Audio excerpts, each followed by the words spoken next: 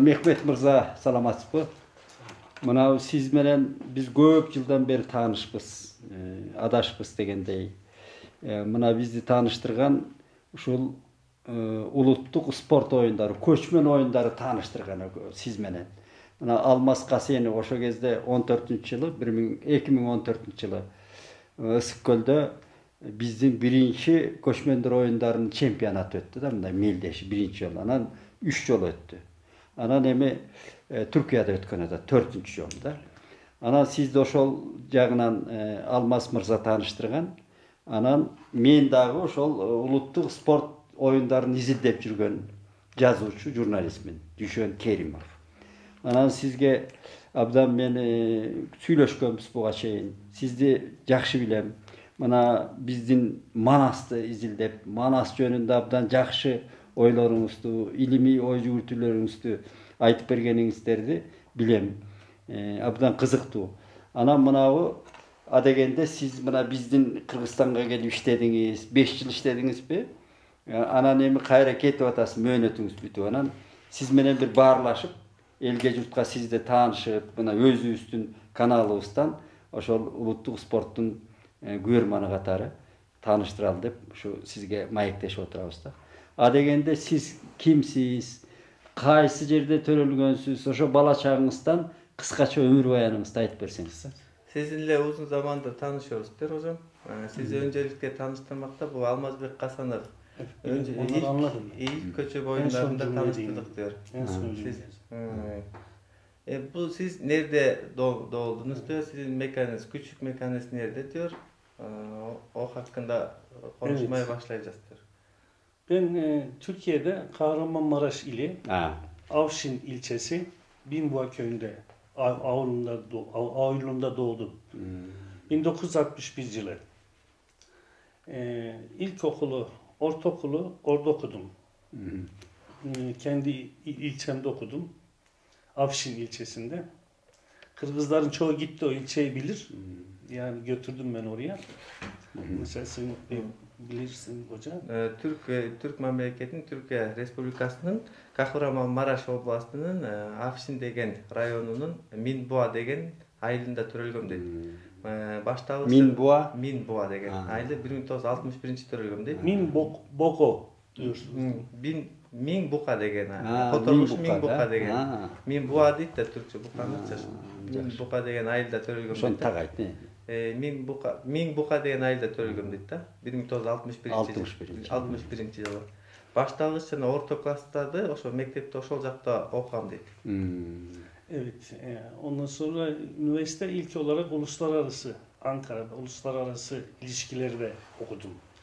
1859'da açılan, 1850 Mektebi Mülkiye'de açılan birinci üniversite. Birinci bilimim de. Jogorku bilimde. Jogorku birinci uluslararası ilişkiler. El aralık baylanış fakültetin 1859 yılı açılgan üniversitede Ankara'da okuyam dedi. Evet. 5 yıl okuyansın. Evet. Ondan sonra spor akademisine girdim. Spor akademisine milli kontenjanda, milli güreşçiyim ben aynı zamanda. Sınavsız girdim oraya. Andan keyin ikinci jogorku bilimim dedi. Sport akademiyasında okudum dedi. Oraya bitirdim. Milli degen bu sborny. Kurama komandada dengelinde güreşçi olsun dedi. Balban. Balban olsun. Erkin güreşçi. Kança yaşınızdan güreşke katışkansız? Güreş ben 13 yaş. 12 ondan önce de Ayul'da bizim Ayul'larda güreş olurdu. Her hafta her cuma olurdu yani. Her cuma ayda dedi. Uluttuk güreşte. Evet. Her toylar hiç güreş olmadan, at yarışı olmadan toy olmazdı. 1983'e kadar. 1983 yılga çeyin her bir toy güreşsiz, at çavuşsuz bolçu emas. Biz de öyle. Evet, öyleydi. Hiç olmazdı. Ama 1983'ten sonra kesildi. 1983'ten başlayıp bana uzağa üzgünlük olsun. Yavaş yavaş kesildi. Şimdi çok az, çok nadir oluyor. Hazır anda sanda değil. Evet. Ben Yörük çocuğuyum. Bozüy'de doğdum. 13 yaşa kadar Bozüy'de. Köçebeydik yani biz. Göçmen balasının deyip 13 yaşka çeyin Bozüy'de çoğuydum. Жақшы. Mına men de boldum da Kahramanmaraş'a bardık da uşul 17-ci yılı. Evet, 2017 yılı mına Almas Kasenov bu yerdeki kanat canuzak bolup 28 İlimpoz sporçular bardık. Evet. Oşo sizdin mekaningizdi gördük, abdan kursant bolduk, jakşı. Anan alar bizdi Atajurt dep avaz kılıp tosup aldı. Mına Aytmatov dep abdan sıyladı da meni. 2017'de sempozyuma katılımına geldim. Mına baylanışımız var ekan. Evet, evet. Bağlantımız var. Biz Türkiye'de Kırgızistan için, bu coğrafyalar için, Türkistan coğrafyası daha doğrusu, burayı için Atacurt deriz. Atacurt, orası için, Türkiye için de Apayurt. Hazırkı bizdin yaşap atkan geografiyalык абалды Türkistan dep aytabыз dedi. Türkistan bu bizdin Atajurtubuz dep bilebiz dedi. Ya, benim atalar Issıkgöl'den gitmişler. Issıkgöl, Cetli Öküz'den gitmişler. Menin atalarım Jeti Öküz'den 1000 yıl önce. 1000 yıl önce. yıl murun Jeti Öküz'den göçüp ketişken. Hazırkı bizdin prezident Sadır Japarovga tuğan ekensizde tamırlaşıp. Şimdiki bizim Cumhurbaşkanımızla Oradan mı? Cetegüz. O da Acele oradan Öküz'den mi? Tüp Cetegüz'de bir o onunla akrabasını istiyorum. Evet. Yani şimdi de doktora tezimi de söyleyeyim mi ben onu? Ondan sonra yüksek lisansımı ben spor bölümünde yaptım. Türk ellerinin atlı oyunları üzerine. Atlı. Andan keyin magistraturamda Türk ellerinin at oyunları dep temada izledim. Jaktada. Evet. Doktora tezim de şeydi. Yine Türk ellerinin minicilik sporları, yani atlı oyunları üzerine yaptım. Doktorluk işinin teması da Türk ellerinin at minicüdü, at üstünde At sportu, at oyunları. At oyunları, at oyunları. 1995'te ilk kez Kırgızistan'a geldim ben. 1995 yıl 1. Kırgızistan'a geldim.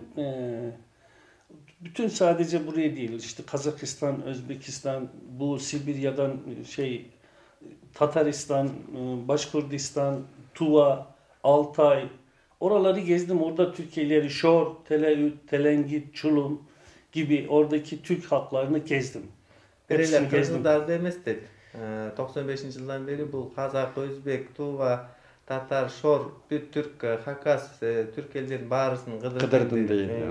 Ama 95'ten beri diğer illere çok gitmedim. Diğerlerine 2-3 kez gittim ama Kırgızistan'a her yıl geldim 95'ten bu tarafa. 95 yıldan beri başka Türk ellerinde dedi. Andasanda barsan dedi. Kırgız elinde bir yılda bir yol gelişim dedi. Her yıl geldim. 2014 yılı birinci Göçmenler oyunda kelgensiz. Oşo yerden jolukkan sizge. Evet. 2016'da da ben Türkiye'nin başçısı olarak geldim. Yani kafile, tüm Türkiye'nin kafile başkanı olarak geldim. Denak 2016 yılda geldim dedi. Türkiye'den gelen komandanın jetekçisi olup geldim. Göçmen oyunu. 18 geldiniz mi? 18 Murda'ydım ben. 2018 bu cakta işte otkandım. Bir yerde işte. Evet. Orada üy tuttuk. Biz beraber ekip olarak bir proje yürütüyorduk. O proje kapsamında gittik oraya. Koş oşonda sizdin ilimi işinizdin bağırdığı oşol at oyunları. Anan oşol uluttuk oyunları.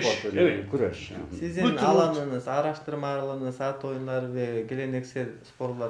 Sadece at oyunları değil. At oyunları doktora tezim ama ben zaten kendim de güreşçiyim. Geleneksel güreşler üzerine de çok çalıştım. Akıl oyunları diyorsunuz siz. Biz ona strateji oyunu diyoruz.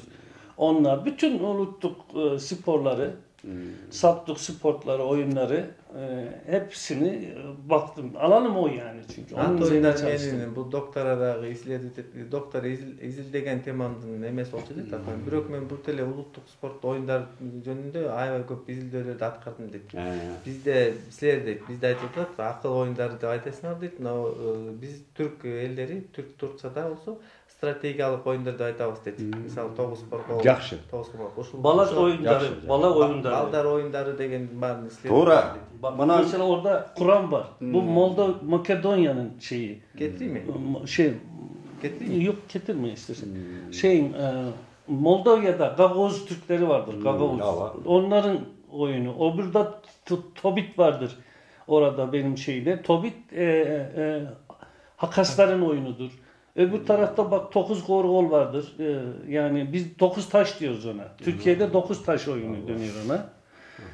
Yani mesela Altayların şatra vardır. Şatra oyunu vardır. Bunların hepsiyle ilgili malumatım vardır yani. Yaxşı. Бул акыл оюндары боюнча дейт, мен баардыгы боюнча маалыматым бар дейт. Мисалы Молдовияда Гагаус түрк элдеринин Куран деген oyunu бар дейт. Андан кийин Хакастардын бул Топит деген oyun бар дейт. Kur'an degende çük oyununu aytıp atabı? Жок Yok, деген. çukur oyunu, bizde çukur oyununa aşık oyunu diyorlar. Türkiye'de. Boldu. Kur'an degen oyunu var. Gagavuzların. Куран деген oyun бар дейт. Хакастардын Тобит деген, кыргыздар Тогуз коргол, ал Тогуз корголду Altay'ın şatrası var. Алтайда Шатра деген oyun бар дейт. Бизде Хакастарда. Тогуз таш дейт. Men bir şu yerden sora bereyim. Mınavu men dagı koşmanдар oyunlarını izlep kelatam da. Ordu oyunu, ordu. Siz aytkanda strategiyalı dep atpaysızbı? Ordu oyunu dagı strategiyalı oyunda. Gördünüz mü? Biz çuku oyun dep jönököy aytıp atabız da. Al strategiya. Büyük taktika, strategiya. Tabii o Жақшы анықтама бердіңіз. Эми биз кишини артка кайрылалы. Бул ата теги ким болгон, ата энеси жөнүндө бул кыргыздар айтып коелу. Anne babası kim olmuş? O hakkında beylik şeyleri biraz anlatsın da size.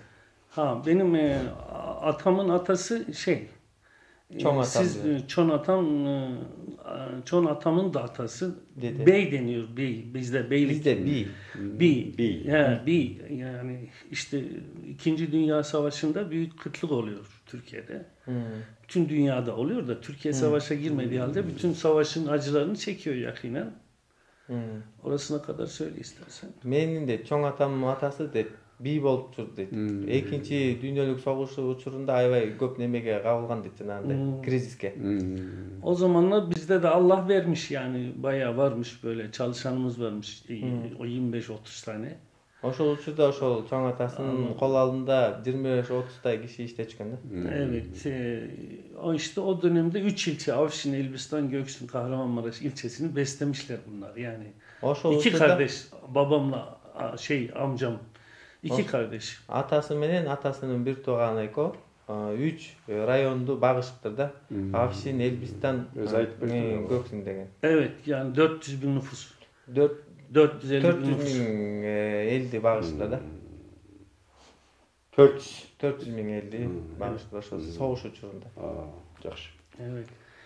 Özünün atağınız 90'a çıktı dedi öyle, şu uzak yaşagan. Sizin babanız kaç yaşına çıktı? Babam trafik kazasından öldü. Ama avariyadan öldü. Atamın atası 123 yaş öldü. 23 yaş. 123 yaş. Estep kaldım. Çoğun atası 123 yaşlıkta da. Görgön, özü terbiyesini algan. Apam 114 yaşta öldü. Kendiniz gördünüz mü diyor? Atamın atasını gördüm. Bu Yemen'e savaşa gidiyor Osmanlı'da Yemen'e.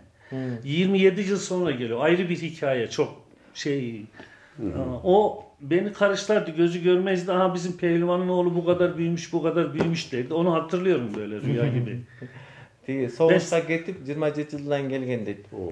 Yemen degengeçi. Yemen'e Arap mamleketlerine.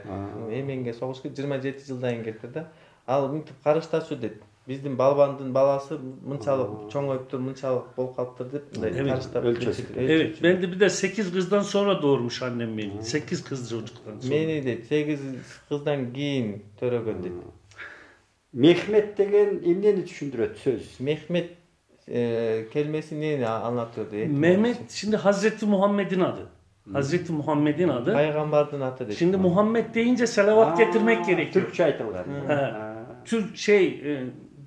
Hazreti Muhammed ismi geçince Allahümme salli ala seyyidina Muhammed demek diye selavat getirmek gerekiyor. Onun için ama Mehmet deyince Türkler onu Mehmet aynı Muhammed anlamına geliyor ama Mehmet deyince selavat getirmek gerekmiyor. Muhammed Peygamber'in atı veko bir de ile manini beretti.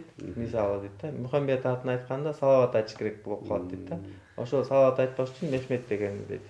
Koş.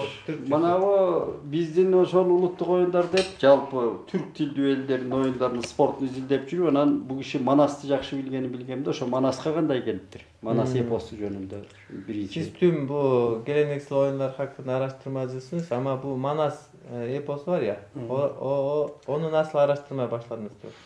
Onu ben Abdülkadir İnan diye Tatar Türk'ü 1910'larda Türkiye'ye gelmiş. Bu Rusya'dan pardon 1921'de Rusya'dan kaçıyor, Türkiye'ye geliyor devrim olunca. 1920 Abdülkadir İnan profesör. 1921-жылы Abdülkadir İnan деген Татарстандан согуш учурунда Россиядан kaçıp келипти да. Türkiye'ye kaçıp Evet, evet. Ya Manas Destanı'nı biz daha önce duymuştuk ama onun kitaplarından okuduk sadece. Yani Andan murun ukkam deyт, бирок ошонун жазган китептеринен окудum дейт да. Radlov versiyonunu, tabii benim Manas Destanı'nı okup şimdi spor tarihçisi olunca normal tarihi de, genel tarihi de bilmen gerekiyor. Şimdi Manas evet Kırgızlara mal ediliyor ama orada mesela toya katılan Türkler var. Türklerin birçok boyu var. Yani bana göre Manas sadece Türk dünyasının da diğer Türk halklarının da şeyini aydınlatıyor. Birçok şeyini, kültürünü. Manas дейт. Бул Манас эпосунда бир эле кыргыздарга байланыштуу эмес дейт Манас эпосучу. Бир топ Манас эпосунда бир топ түрк элдери айтылат deyт да. Ошонун ичинде. Ал anın içinde bir top Türk elleri. Evet, Manas'tan biz çok faydalanıyoruz. Yani Manas bizim de kültürümüz. Yani Manas çünkü biz neticede Kırgızlarla bir tuğandarız. Yani fark etmiyor. Manas'ta da bugün günümüzde yapılan oyunu, Manas'tan kalkan birçok oyun var bugün yapılan, devam eden. Yani biz Türkiye'de birçok geleneksel spor yapıyoruz ama sizin kadar yaygın değil bizde. Yani Türk dünyasında Kırgızlar number var bu konuda. Çok zengin. Benim burada yoğunlaşmamın sebebi de bu yani. Mesela buradaki bulduğum kaynakları ben hiçbir yerde bulamıyorum pratikte yani. Biz dagы Манас эпосунан аябай көп пайдаланабыз дейт. Манас эпосунда аябай көп маалымат бар дейт. Анан кийин кыргыздар жөнүндө дейт маалымат аябай көп дейт. Мен да ушул жакка келип иштеп, ушул темаларды мындай казып кайрылып калганын бирден бир себеби ушул дейт. Mınavı Türkiye'ye Manas kotorulgan bu Türk diline özü. Azı bizim Manas. Türkçe'ye çevrildi mi? Çevrildi, çok çevrildi. Çıktı da Yani, giyin hazır giyin. Evet ama Radlov'un bir şeyini Türksoy çevirmişti. Bu Radlov'un yazganın Türksoy demek. Orada bu Kırgızlar, Kazaklar, Türkmenler, onun başı o zaman Dušan Kasanov'du. Çevrilmiş. O çeviriyi ben hiç beğenmedim. Yani şöyle ki daha önceki çeviriler bana göre ondan daha iyiydi. Orada Manas mesela çok kahraman, alıyor, vuruyor, geliyor, beyaz adam diyor. Beyaz adam karşısında bükülüyor, eğiliyor. Koskoca Manas. Benim zoruma gitti. Dedim ki bu kim bu beyaz adam yani? Dediler ki Rus. Ya dedim ki ne? Kırgızlar var iken, Manas var iken Rus diye bir millet yoktu zaten yani. Bu nereden çıktı yani? Мындай кызыктуу bir момент болуп калды дейт, учур болуп калды дейт да. Radlov'un bir variantын түркчөгө которуптур дейт. Türksoy çevirmiş. Türksoy деген. Dušan Kasenov başkan Kazak o da. Rüstem Kasenov деген Kazak. Dušan Kasenov. Dušan Kasenov деген башчысы болчу экен да ошол Türkmen. Ошол учурда которткон дейт. Бирок ал версиясы бага көп жаккан жок дейт. Эмнеге дегенде Manas барып туруп аябай күчтүү bir эме көрсөтөт дейт дагы. Кубаттуу күчтүү эмени көрсөтүп туруп анан ак адамдын алдына барып ийилип калат дейт да. Тизе бүгүп калат дейт. Ал ак адам ким десе ал орустар деп айтты да. Ал Манас бар учурунда орус деген эл жок болчу деп айтып атам дейт. Түшүнүктүү. Ал орус менен мамилеси болгон эмес Манастын жок. Hiç ilişkisi yok deyт Ruslar. Hiç yok yani evet ama oraya yazmışlar işte. Hiç байланышы жок дейт. Бирок ошол котормосуна жазып коюшту. Manas жанагы а дегенде ошол спорттук doktorluğuңузду жактадыңыз, магистратураны doktorluğu. Ошонун эмгектериңизди канча тилге которулду? Ошо эмгектериңизди, илимий изилдөөлөрүңүздү айтып бериңизчи ошол а дегенде. Araştırdığınız, yayın yaptığınız şeyler kaç dile çevrildi diyor. Manas hakkında araştırdıklarınız. Ben Fransızca, İngilizce, Arapça, Rusça. Fransız, Kitapları çıktı. Orus, İngiliz dillerine kotoruldu da. Bizdin Kırgız diline kotoruldu mu? Kırgız diline yok. Sadece özetleri çok kısa olarak yazıldı. Anotatsiyalarıyla kotoruldu dedi. Kısaltılgan evet. Yani Kırgızlar hakkında çok makalem var benim. Kırgızlar üzerinde ayrı çok dedi statyalarım. 53 tane yani öyle sıradan makale değil. Hepsi uluslararası dergilerde yayınlanmış. Hatta 53 makalam var dedi el aralık dengeldeki. Kırgızlarla ait sadece yani. Bir gana Kırgızlarga teşeli. Evet yani işte kitaplarımda hep Kırgızların mesela kullandığı içiyorum. Mesela diyor ki Kazaklar şey diyor 9 kumalak diyor. Onlar küres diyor mesela. Siz güreş diyorsunuz. Ava. Ya ama ben bütün makalelerimde Kırgızların terminolojisine dikkat aldım. Hep onları kullandım. Çünkü kaynaklarım burada Men kaldı. жазган макалаларда да бүт баарында кыргыздардын Темасын колдонгон терминдерин колдондум. Эмнеге дегенде, мисалы Hepsi. 9 коргол, казактар 9 кумалак дейт. Күрөш десек, олар күрес дейт. Күрес. Ошонун күрөшүн колдондум дейт. Evet evet. Avdarışbak diyor mesela. Avdarışbak. Odarış diyorum ben. Mesela at üstünde küreş. At üstünde güreşte odarışpak deyt. Men odarış деп жазам deyt. Doğru. Evet yani hep Kırgız terminolojisini kullanıyorum. Kırgız terminlerini kollandım deyt жазып. Çünkü ben hep buradan faydalandım. Yani 93'ten bu tarafa. Bu tarafla Kırgızlarda o zaman öyle studentler vardı. Onlara fotokopi getirttiriyordum bu Kırgızistan'dan. Benim Samsun'da canımda okuyorlardı. Ben Samsun'da çalışıyorum. Benim Cumuş yerim Samsun. Üniversitede 19 Mayıs Üniversiteydi. 93-жылдан beri deyt. Kırgızlar жөнүндө маалыматтарды алам deyt. Өзүмдүн студенттерим Samsun деген шаарда, Турцияда. Өзүмдүн студенттер бар болчу дейт кыргыздар. Ошолордон алдырчумун deyt. Серек копияларын. Evet. Koş değil. Mına o Manast'ın Manast'ın özün lişnis. Manast degendin doğru kaysı dep kızık nerseni faktını aytat da. Oşo doğru jönde aytbersinçi. Manas hangi asıra gelir diyor. Hangi döneme? Bana göre 785. Men oyunca 785. Milattan sonra 785. Çünkü Enise yazıtlarında geçiyor. Adı Manas olarak geçmiyor ama Manas'ı tarif ediyor orada. İşte şu kadar atı var, bu kadar şey var, şu kadar yiğit, bu kadar yiğit diyor.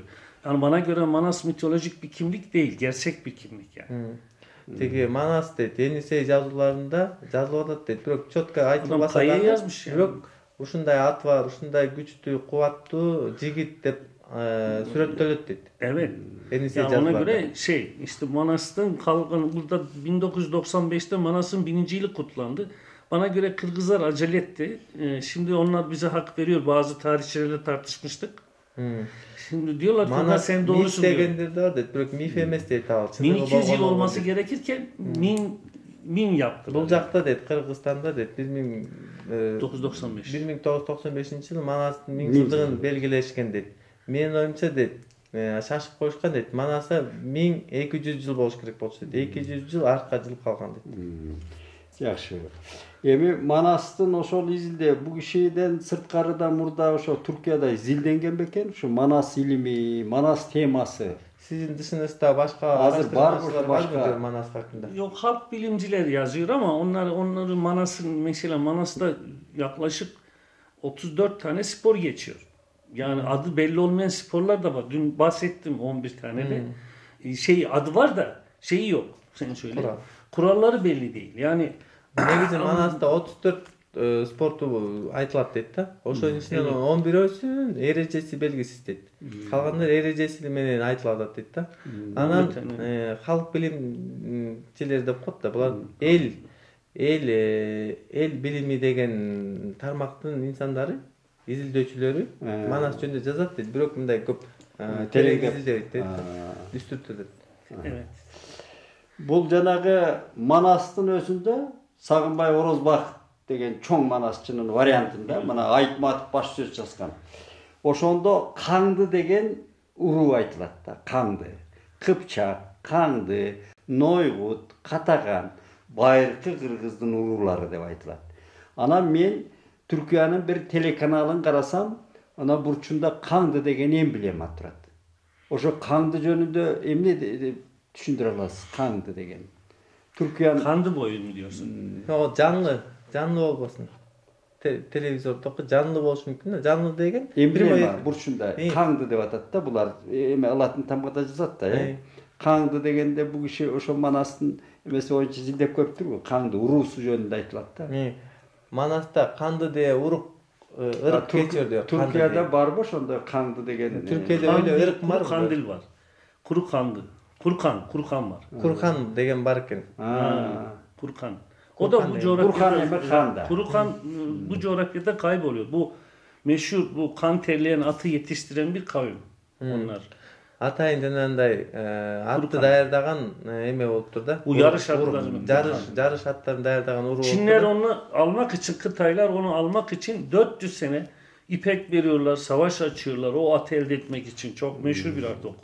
Kan terleyen at deniyor orada. Ошолорду алыш үчүн Кытайлар дейт 400 жыл бою бизге жибек берип жана кездемелерди улам согуш açıp ушундай. Daha biz buradan gitmeden Anadolu'ya daha buralarda Köktürk birinci Türk kağanatı bu Altay'da. Göktürk Mongolia'da Altay'da. Mongolia'da birinci Göktürk memleketinde uşunda oldu. Evet o dönem çok Çinliler uğraşıyor o at almak için işte 400 sene uğraşıyor. Ta Hunlardan itibaren uğraşıyor. Хундардын учурунан бери ошол аракет кылышты да ошол алыш үчүн ат баккандар. Onu sonra elde ediyorlar ama. Sayapkerler. Бирок аягында ошону алышты да Кытайлар. İlimdi, ошол илимди sayapkerlik өлөрдü. Алышты. Sayapker. Жакшы. Эми Түркияда бул изилдеп ошо Манасты мына быйыл Түркияда өтөт 4-чү көчмөндөр оюндары. Ушуга сиздин кабарыңыз кандай? Ошого даярдык мына илим жагынан ал спорт деле өткөрүп коюубу же илимий конференция тиги булар болот бекен? Ошол жөнүндө кабарыңыз? 4-чү көчө боюнда Türkiye'de düzenleyecek diyor ya. Evet, Onun bilimsel olarak bir tarafı var mı diyor ya da sadece sportif olarak yani uygulanacak mı diyor. Yaşam biçimi, bir kültür yani onu bilimsel olarak irdelemek gerekiyor. Zaten her göçmen oyunundan sonra mesela burada şey yapılıyor, sempozyum yapılıyor. İkisini ben yaptım gerçi de konferans oluyor. Mesela bu sene biz Gaziantep'te yapacağız onu. Türkiye'de yapacağız. Kısmet olursa sizi de götürürüz. Yani Негизи ар бир көчмөндөр оюнунан кийин конференция болуп турат дейт да. Бул жолу да болот дейт. Мен уюштурам дейт да. Ошондо Газиантеп шаарынан мүмкүн болсо сизди да чакырам дейт. Жакшы. Мынау дүйнөнү кыдырдыңыз. Америкага чейин мына байланыштар бар экен, аны шашпай сурайбыз. Ошол сиз барган жерлерде лекция окуйсуз, дарс окуйсуз, ошо Манаска байланыштырып айтып жүрөсүз да, э? Ушундайбы? Dünyanı gezmişsiniz istiyor. Dünyanın her tarafında Manas hakkında seminer gibi dersleri yapıyor musunuz diyor. Yok, Manas hakkında yapmadım. Bir kere yani ben Manas'ın şeylerini biliyorum. Bütün şeylerini Türkçe olarak gözden geçirdim. Hepsini okudum. Daha Türkçe okumadan bu Rusçası geliyordu. Biz onu çocuklara getirttirdim, onu da okudum. Ama olmadı. Bir kez İtalya'da bir tartışma oldu. 2006'da biliyorsun bahsettim İtalya'da. Orada da gündem Manas değildi aslında. Ama ben Manas aklımda olduğu için kafamda olduğu için orada Grek oturum başkanına Keyle Harris diye biriydi. Ona öyle cevap verdim. Ama orada şey vardı. 68 tane ülke vardı. Herkes dinledi böyle. 15 dakikaydı sürem normalde. 10 dakika konuşmam, 5 dakika soru cevap.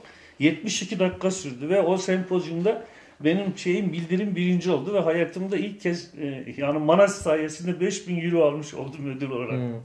Негизинен дейт, мен Манастын түркчө которулганын окудум дейт. Ага чейин орус тилинен которулган. Орус тилинен которулган. Ага чейин орус тилинен окуп жүргөм дейт негизи. Бирок жакшы окшошкон эмес дейт да. Андан кийин бул Италияда 2006-жылы Ромада конференциядан отурум башканы Keyle Harris деген Amerika Michigan Üniversitesi'nde bir profesör. Amerikanın Michigan üniversitetinden profesör eken da. Негизи анын улуту грек экен да. Анан ошол тема бирок Манас жөнүндө эмес болчу дейт да. Бирок ошол Манас теманы бурду дейт да. Antik spordan açıldı da antik olimpiyatlar. Ben dedim ki o sizinki olamaz. Antikalik olimpiyada oyunlarından kendi sordu. Konu o da değildi yani. Benim anlattığım konu Türk ellerinde güreş kültürüydü. Türk halklarında. Tema alдағы эмес болчу дейт. Мен выступлением дейт. Докладым дейт. Түрк элдеринде күрөш маданияты деген тема болчу дейт да. Анан ошондон улам ал өзү суроо берди дейт. Негизи эреже боюнча 15 мүнөттүк доклад болчу дейт. Менин сүйлөгөн 72 мүнөткө чейин созулду дейт да. Кызыктуу болуптур да. Evet. Ошондо бир сыйлык алдым дейлер. Ошондо мен биринчи жолу ошо Манастын изилдөөчүсү катары 5000 евро алгам дейт. Ошол Азияда ушу көчмөндөрдүн олимпиадасы болгон деп айтып атат да Манаста да. Манаста Көкөтөйдүн aşı. Köketay'ın aşı şimdi orada gerçekten şimdi bizim mesela olimpiyat olması için mesela formel manada gerçek manada bir spor organizasyonu olması için UNESCO'nun da belli şartları var. Yani diyor ki can güvenliği sağlanacak, yeme beslenme sağlanacak, barınma yani yatacak yer ayarlanacak. Ondan sonra yeme içme neyse hepsi bunlar ayarlanacak. Yani ama şeye bakıyorsun Greklerinkine gerçekten sen burasına kadar çevir ben devam edeyim. негизи дейт олимпиада оюндарынын өздөрүнүн уюштуруу критерийси бар дейт. Мисалы катышуучулардын Bildiğin ırk renk ayrımı olmayacak. катышуучулардын тили, улуту, өңү, түсүнө жараша бөлүнбөш керек дейт. Мисалы баарына бирдей мамиле болуш керек дейт. Андан кийин эмеси болуш керек дейт. Артыкчылык эч кимге берилбейт. Артыкчылык эч кимге берилбейт. Бирдей келгенде жана жатаканасы, тамак ашы, жанагындай жан güvenlik деп коет эле. Barınma Yatakхана. otel. Жатакана. Баардык комплекс. Ошонун баарысы ошол чакырган жерге дайындаш керек. Evet, çadırgan yer onu ayarlayacak hepsini. Ama Greklerde öyle bir şey yok. Antik olimpiyat yapılmıştır 776 yılında. Doğrudur ama şeydir. Sadece Yunanların aristok ve monokrot dediğimiz yani zengin ve idareci, kral kesimi yani zengin ve bürokrat kesimi diyelim. Bürok dedi. Ошол Onlar katılmış. Yunan halkı katılmıyor. Kadınların izlemesi bile yasak yani. 776 дейт антикалык олимпиада оюндары уюштурулган дейт. Бирок дейт карапайым эл катышкан эмес дейт. Бир гана власттагылар, аксөк бийликтегилер менен эле аристократтар эле катышыптыр. Ama Manas'ı okudum. Эмелер карапайым эл аялдар көргөнгө укугу жок экен да. Көкөтөйдүн ашында баары катышат. Kökelerin aşı şimdi okuyoruz hakikaten. Onlar mesela bozuyor 20 kişilik her 20 kişinin başına bir insan koyuyor. Mesela ondan 24 ülke çağırıyor. Yani dil, din ayırmadan. Yani Manas gerçekten Manas'ın yaptığı şu modern olimpiyatına bir farkı yok yani. Ошол учурдагы Манас эпосунда жана Көкөтөйдүн ашынын аткарган иши азыркы учурдагы современный заманбап олимпиада оюндарынан эч айырмасы жок дейт. Ошол учурда эле 20 kişiye birden kişini koyup ettiler de. Otaçı denen o zaman otaçı denen doktor var yani. Otaçı dep aytılат dedi. Ошол азыркы учурдун доктору dedi. Sağlık için. 20 kişiye birdi bozuyor dedi. Evet. Mesela at yarışta bir sosyal güvence de var. Çok gariptir yani. Adam yarışı atta öldü. O Köketay onun şeyini vermek zorunda. Sen söyle. O organizasyon yapan onun atına benzer at vermek zorunda. Yani misalı dedi at yarışta sosyal güvence diyoruz biz ona modern dünyada. At yarışta at ölüp kalsa dedi eğer. Oşol atına okşoş или ошого жакыныраак атты бериши керек. Пулун төлөп берет экен да. Жакшы. Эми экөөбүздүн оюбуз бир жерден чыкканда Көкөтөйдүн ашына 26 дейдиңиz. 24 ülke çağrılıyor da 16'sı geliyor. Diğerleri gelmiyor. 24 memleket çakılgan deyip, bирок 16'sı gelet deyip, kalanı kaçkan deyip. Yani 16'nın da India işte bilmem Kıtay bilmem ne 16'nın da 6 tanesi yabancı ırklardan yani Türk halklarından değil. Diğerleri Türk halkları. 16 memleket gelet deyip, 16'sının içinden 6 olsa deyip, Türk ellerine teşesi yok deyip, başka elder deyip. Ama 24 ülkeye davetiye gönderiyor. Bирок 24 memleketke çakırı jönөтүп. Evet. Al жакшы. Анан ошол Ромада айтып атасызбы, ушул ойду жанагы акча утуп алганы Италияда, симпозиумда. Ошону Рома, Италияда тартышıyorsunuzlar. Evet. Tartışıyoruz. Ошону, Жакшы. Бул боюнча илимий кагаз бетинде жазганбы экен? Очерктерди, макалаларды жазганбы илимий?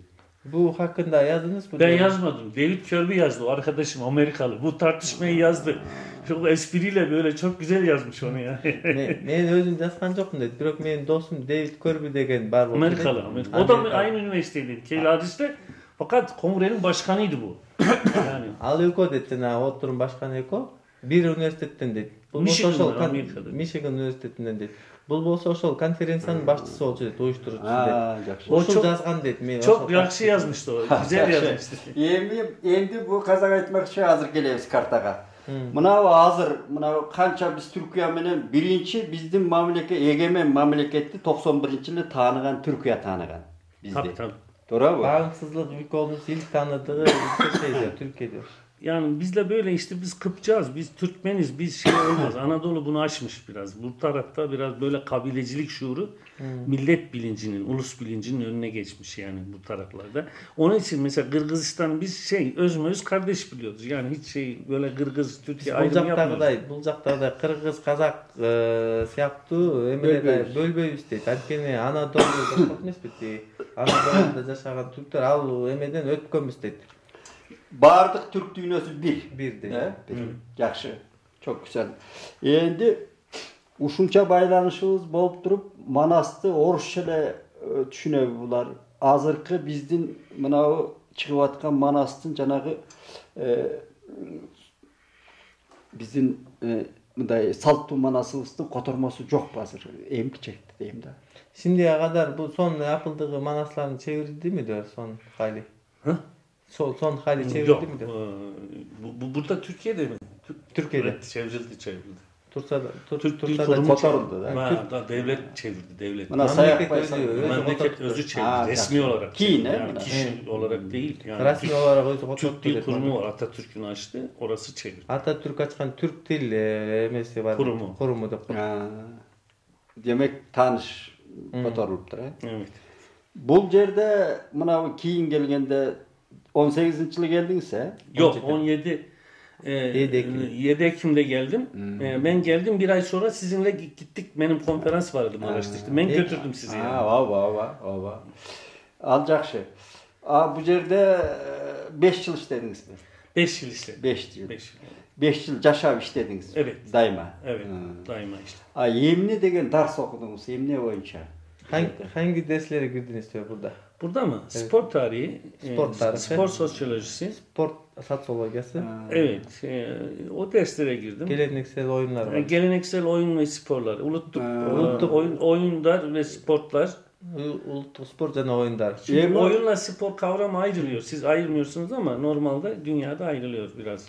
Bucakta eko bir ikendi, dünyada eko başka ol bölünür. Sport menen oyunlar. Demek ki oşonda siz ulutlarga bölböy bütün Türk oyunlarda ötesizbi.